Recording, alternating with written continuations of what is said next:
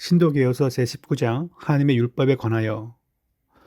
자, 1번 보시면 하나님은 아담에게 행위 언약으로서 한 율법을 주시어 그것으로 그와 그의 모든 후손에게 자신적인 그리고 전적인 엄밀한 또 항구적인 순종의 의무를 지우시고 그것을 성취하려면 생명을 주실 것을 약속하시고 그것을 위반하면 사망을 내리실 것을 경고하시고 그것을 지킬 힘과 재능을 그에게 부여하셨다.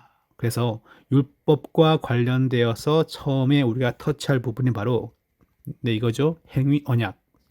하나님께서 성도에게 주셨던 최초 인간에게 주었던 이 율법은 지키는 자에게 생명이요 지키지 않은 자에게는 사망이라는 것을 그와 같은 기본적인 룰을 바로 이 율법이 전하고 있는 겁니다.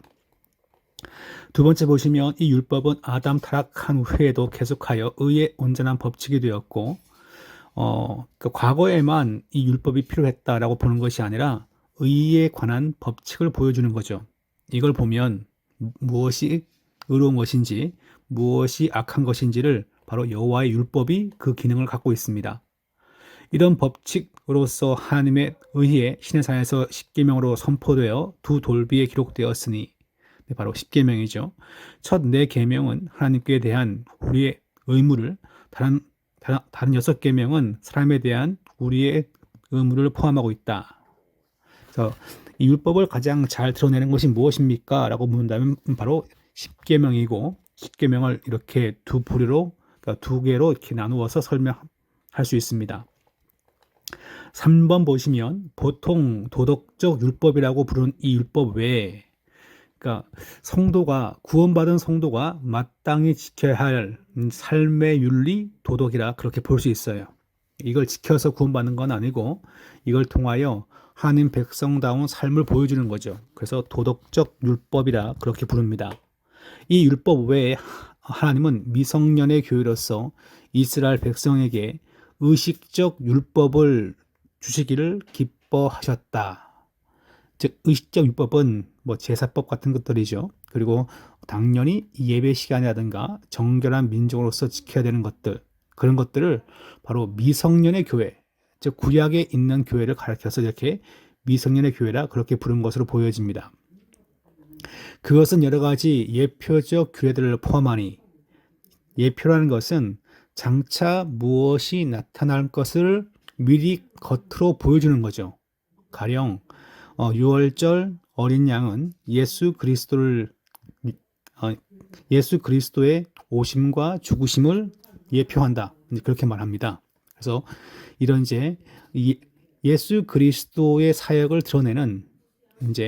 드러내게끔 되는 그런 구약에 나와 있는 제사라든가 또한 그런 제사와 관련된 풍습 같은 것들을 예표적 규례라 그렇게 부를 수가 있겠죠.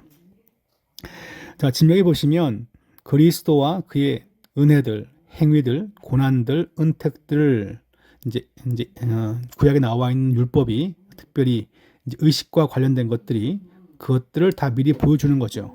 즉 구약에 나와 있는 여호와의 말씀을 통하여서, 특별히 의식과 관련된 말씀을 통하여서 예수 그리스도에 대해서 미리 보여준다. 그렇게 말하는 겁니다. 또한 부분적으로 도덕적 의무들에 관한 다양한 교훈들을 제시하고 있다. 그러니까 주의 백성으로서 마땅히 행해야 되는 것인데, 가령 일꾼들한테 그날 페이를 즉각 주라. 그런 것도 도덕적 의무에 속합니다.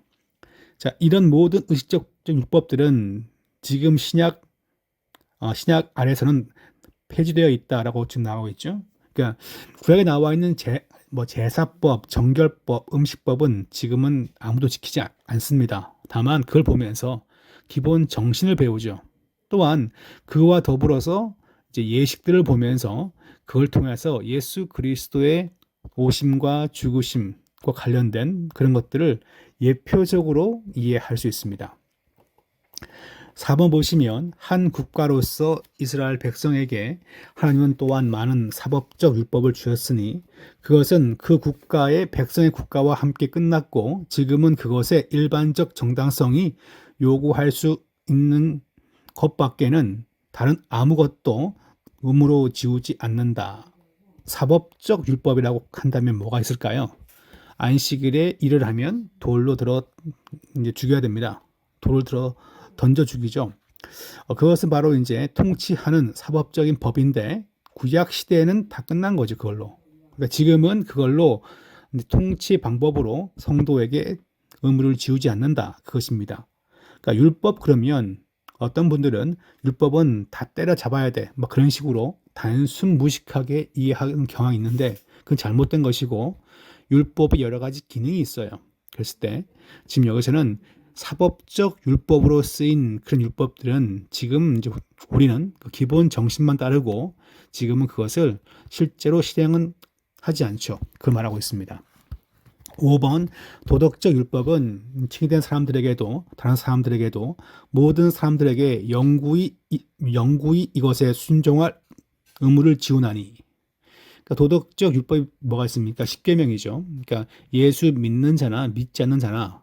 근데 이것은 행위 언약과 관련된 법이기 때문에 모두가 따르면 참 영적으로 또한 삶에도 참 유익한 것인데 저희가 그래서 사회에서 십계명을 지키라고 우리가 강요할 수는 없지만 일반 믿지 않는 자도 십계명이 상당히 중요한 여호와의 마땅히 따라야 할 법이라는 것을 보여줍니다. 안 따르면 여호와께 범죄하는 거죠. 이것에 포함된 사건 때문만 아니라 이것을 주신 창조주 하나님의 권위 때문이다.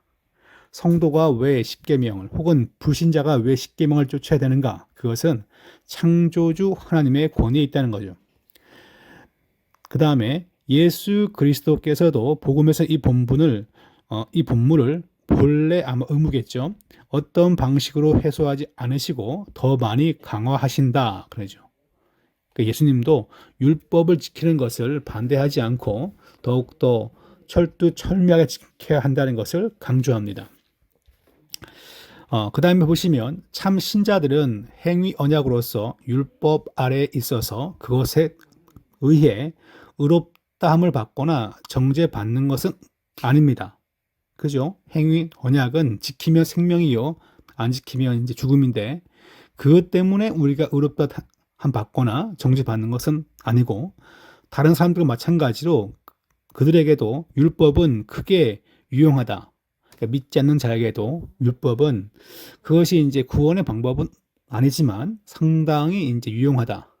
그러니까 십계명 같은 걸 들으면 십계명을 철두철미하게 잘 지킨다면 그 민족에게 상당히 유익한 거죠. 자, 그 얘기입니다. 즉 생활의 법칙으로서 하나님의 뜻과 신자들의 의무를 알려주어서 이를 따라 행하도록 그들을 지도하고 속박하며 또한 그들의 성질과 마음과 생활의 죄로 물든 본성을 더러움을 드러내어 주어서 십계명을 얘기하면 관음한 자가 있으면 그 가운데 상당히 이제 양심의 가치를 느끼겠죠.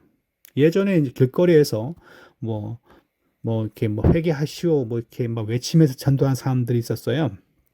그때 이제 한 학생이 있는데 그 학생이 이제 아버지가 목회자인데 아버지가 막 시키니까 그걸 막 하는 거예요. 근데 이 친구가 이렇게 약간 장난꾸러기인데 그때 아마 고등학생 때였는데 이렇게 전도하다 보니까 자기 동네 유명한 깡패가 2명이 다가와서 자기를 막 때리더래요. 그래가지고 자기가 회개하라 친구를 때린 놈들 회개하라 하니까 그 친구들이 창피해가지고 그냥 도망갔대요. 그 얘기를 이제 간증을 하는 걸 들어본 적이 있는데 아주 재미난 관증이었어요. 네, 그렇습니다. 율법을 얘기하면 생활의 법칙이기 때문에 죄로 물든 본성을 드러내게끔 되어 있죠.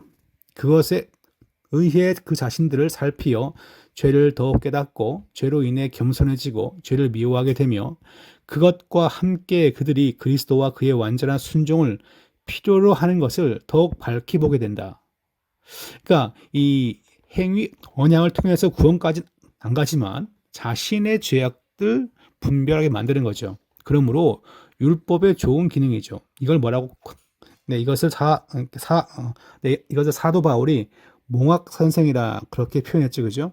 그러니까 율법이 갖고 있는 좋은 기능은 나의 죄인됨과 더러움을 더 잘 보여준다. 그렇게 볼 수 있을 것입니다. 네, 좀 기네요, 그죠? 그 다음 페이지 보시면 마찬가지로 이 율법은 거듭난 자들에게도 그들의 부패를 제어하기 위해 유익한 것이니 이미 예수 믿는 자도 그러면 율법이 다 그냥 사라진 거냐? 그렇지 않고 행위 언약의 하나님의 보편적인 이 도덕법을 보면 내가 어떻게 살아야 되는가, 성도의 삶의 기준을 잘 보여줍니다. 그래서 부패를 제어한다라고 나와 있죠. 죄를 금지하고 이것의 위협들은 비록 그들이 율법에서 위협된 저주로부터 해방되었을지라도 그들이 죄 때문에 기대할 수 있는지를 보여주며 역사한다.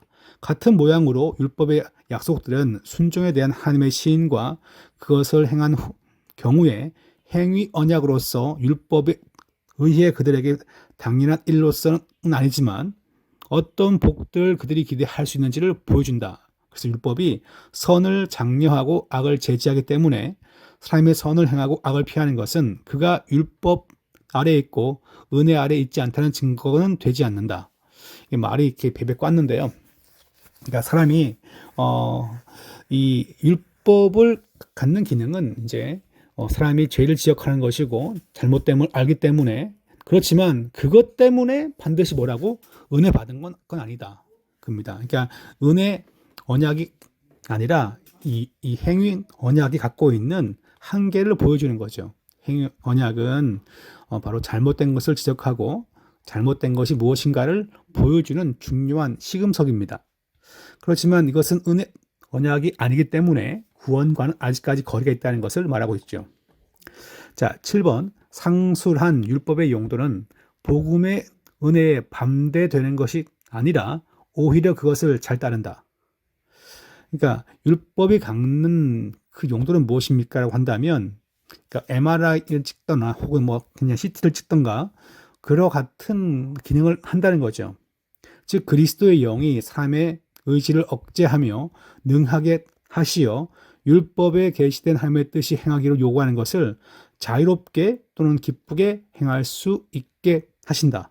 구원받은 자가 그것을 성령의 도우심을 따라서 율법이 말하고 있는 성도의 당연한 도덕법을 잘 따르게 인도한다라는 거죠. 그러니까 복음의 은혜에 반대되지 않는다는 건 뭔가요? 예수 믿고서 구원받은 자가 율법을 제대로 이해하고 하나님의 기쁨 되는 것을 행한다는 거죠. 그런 것을 말하고 있습니다.